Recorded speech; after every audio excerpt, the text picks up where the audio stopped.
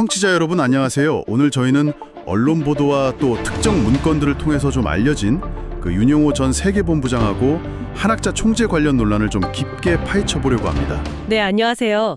최근에 그 윤 전 본부장이 김건희 여사한테 목걸이나 가방 같은 걸 전달했고 이게 다 한 총재 지시였다. 뭐 이렇게 검찰에 진술했다는 소식이 있었죠. 맞습니다. 그래서 저희가 오늘 2025년 5월 6일자 정보를 가지고요.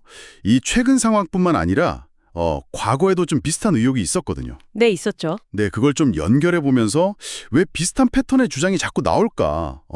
제공된 자료들을 통해서 이 복잡한 사안의 핵심을 좀 명확하게 정리해 드리려고 합니다. 좋습니다.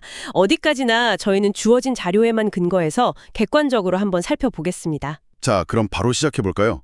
우선 가장 최근 상황부터 좀 보죠. 보도를 보면 윤용호 전 본부장이 2022년 4월에서 한 8월 그 사이에요. 네. 그 건진법사라는 인물을 통해서 김건희 여사에게 목걸이, 가방, 천사맥 이런 걸 전달했고 이 모든 과정을 한학자 총재한테 보고하고 나서 준비했다. 이렇게 검찰에 진술했다는 거죠. 네, 그 내용 때문에 지금 김 여사는 뇌물수수, 또 한 총재는 뇌물 공여 혐의 가능성, 뭐 이런 걸로 언론의 주목을 받고 있는 상황이고요. 그런데 말이죠. 이게 흥미로운 게 윤 전 본부장이 한 총재를 이런 의혹의 중심에 딱 세운 게 이번이 처음은 아니라는 거잖아요. 맞습니다.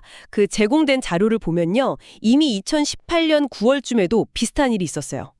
그때 윤 전 본부장이 정원주 당시 부원장이랑 같이 한 총재의 고문 변호사였던 박진용 변호사를 고소했거든요. 아, 고소를요? 어떤 혐의로요? 그 특정 경제범죄 관련 법률 위반, 그러니까 배임이나 사기 이런 혐의로 고소를 했었는데 그때 검찰에 낸 진술서에 한 총재가 박 변호사한테 로비 자금을 줬다 이런 내용이 포함돼 있었던 거죠. 아하, 2018년에도 이미 그런 주장이 나왔었군요. 네, 그 2018년 사건 자체는 통일교 측에서 2023년 4월에 고소를 취하했어요.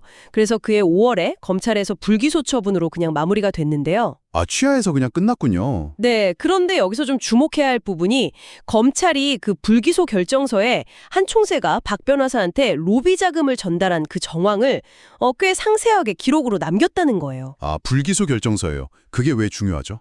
이게 직접적으로 뇌물 공여죄로 고소된 사건은 아니었지만 검찰이 그 사안의 성격을 좀 인지하고 관련 내용을 기록으로 남겨둔 걸로 보인다는 거죠. 그냥 넘어갈 사안은 아니라고 본 것 같아요. 그렇군요. 그럼 그 2018년 사건 자료는 어떻게 다시 이렇게 수면 위로 떠오르게 된 걸까요? 네, 그 자료에 따르면요. 2018년 사건에 연루됐던 걸로 보이는 인물들이 있어요. 뭐 정원주, 윤용호, 김석병, 조광수 이렇게 추정되는데요. 네. 이분들이 2024년 3월쯤에 시민단체 정의연대의 김상민 사무총장한테 관련 자료를 제보했다고 합니다. 아, 제보를 통해서군요. 네, 그래서 김 총장이 이 자료를 근거로 2024년 3월 22일에 한학자 총재 등을 뇌물 혐의로 서울 북부지검에 고발하면서 이게 다시 세상에 알려지게 된 거죠. 아하. 그럼 그 고발 사건은 어떻게 진행됐나요? 이 2024년 고발 사건은 경기 북부경찰청에서 수사를 맡았는데요. 자료를 보면 한 10개월 정도는 별다른 진척이 없다가 2025년 1월쯤 피의자 조사가 시작된 걸로 보여요. 네. 그런데 정작 핵심 인물로 지목된 윤영호 씨는 조사 여부가 확인 안 됐고 정원주 씨나 한학자 총재에 대한 조사는 제대로 좀 안 이루어진 채로. 네. 조사가 제대로 안 됐다고요? 네, 그런 정황이 있다는 거죠, 자료에는. 그러다가 2025년 4월 1일에 경찰 단계에서 그냥 혐의가 없다 이렇게 보고 사건을 검찰로 넘기지 않기로 결정, 즉 불송치 결정을 했다고 지적하고 있습니다. 이거는 아까 말씀하신 2018년 검찰 불기소 결정서에 로비 정황이 상세히 담겼던 거랑은 좀 많이 다른 결과네요. 그렇죠. 상당히 대조적인 결과라고 할 수 있겠죠. 그렇다면 윤 전 본부장은 왜 최근 검찰 조사에서 갑자기 김건희 여사 관련 내용을 이렇게 술술 털어놓았을까요?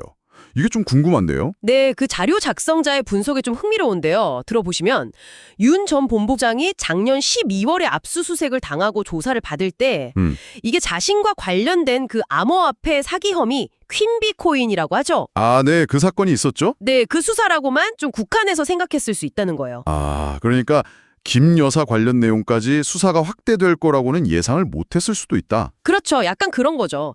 그래서 2018년 때처럼 이것도 사실은 한 총재가 시킨 거다. 이렇게 주범으로 지목하면서 자신은 좀 빠져나가려고 했을 가능성이 있지 않나 이런 분석입니다.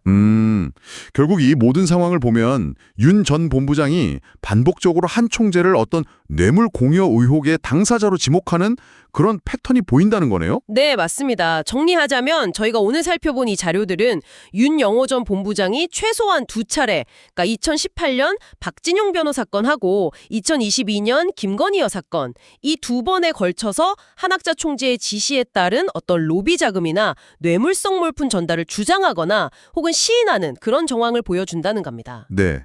각 사건의 법적인 결과는 좀 달랐지만요. 2018년 건은 고소 취하 후에 불기소가 됐고 2024년 고발 건은 경찰에서 불송치됐고 최근 진술 건은 아직 수사가 진행 중이고요. 그렇죠. 결과는 다르지만 그 중심에는 계속해서 윤 전 본부장의 진술과 그로 인해서 불거지는 한 총재 관련 의혹이 자리 잡고 있다는 점입니다. 다시 한번 강조하지만 저희는 오직 주어진 정보에 입각해서 이 상황을 전달해드리고 있습니다. 네, 오늘 저희는 윤영호 전 본부장의 최근 검찰 진술에서 시작해서요. 그 배경이 된 2018년 로비 자금 의혹 그리고 또 관련 고발 사건이 어떻게 전개됐는지까지 이 제공된 자료들을 토대로 그 연결고리를 한번 쭉 따라가 봤습니다. 이 복잡한 법적 공방 속에서 반복적으로 제기되는 의혹의 핵심 패턴을 좀 짚어드리고자 했습니다. 네. 마지막으로 청취자 여러분께 이런 질문을 한번 던져보고 싶습니다. 이 자료들은 단순히 어떤 법적인 문제를 넘어서 통일교라는 거 조직 내부의 어떤 갈등이나 정보 유출 가능성 같은 것도 좀 엿보게 하거든요. 그렇죠. 내부 사정을 모르면 나오기 힘든 정보들도 있으니까요. 네, 이렇게 반복되는 고발과 폭로, 이런 양상은 과연 해당 조직 내부의 어떤 권력 관계나 역학 구도, 혹은 개인이 처한 어떤 특수한 압박 상황에 대해서 무엇을 말해주고 있는 걸까요?